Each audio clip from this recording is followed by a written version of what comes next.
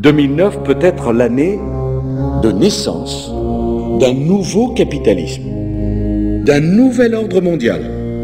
Et j'en appelle à tous les gouvernements.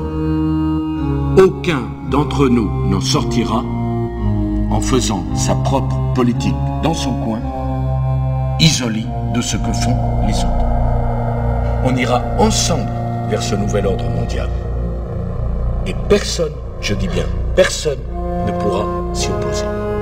Car à travers le monde, les forces au service du changement sont considérablement plus fortes que les conservatismes et les immobilismes.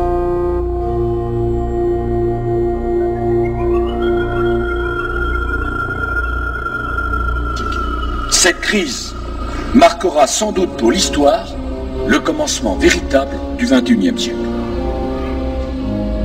Le moment où tout le monde aura compris qu'il était temps de changer, temps de donner un nouveau visage à la mondialisation, temps de construire un nouvel ordre mondial, politique, économique, social, assis sur de nouveaux principes et de nouvelles règles. Le sommet mondial pour refonder le capitalisme, c'est l'Europe qui l'a proposé. Le nouvel ordre mondial, c'est autour des propositions de l'Europe qu'il se construira. Plus que jamais, l'Europe prend conscience qu'elle a besoin d'un véritable gouvernement économique, dont elle vient d'expérimenter ce qu'il pourrait être et l'utilité qu'il pourrait avoir. Ce gouvernement économique, c'est tout naturellement l'Eurogroupe qui doit en être le cadre. Quand arrive ce qui sera la meilleure antidote à la dangereuse tentation du protectionnisme, de l'anticapitalisme, du dirigisme bureaucratique que les désordres actuels vont immanquablement nourrir. Et le doute grandira si les Français ont le sentiment qu'on leur cache quelque chose. C'est la première fois que je m'exprime au nom de la France à cette tribune.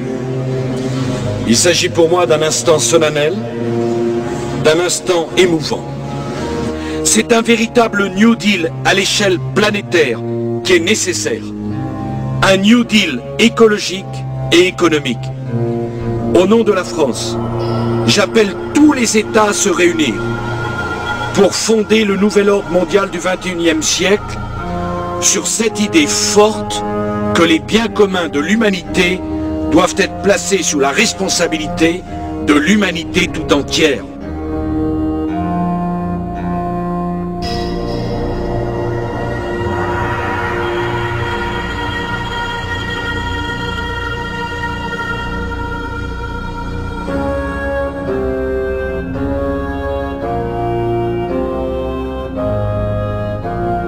Et personne, je dis bien, personne ne pourra s'y opposer.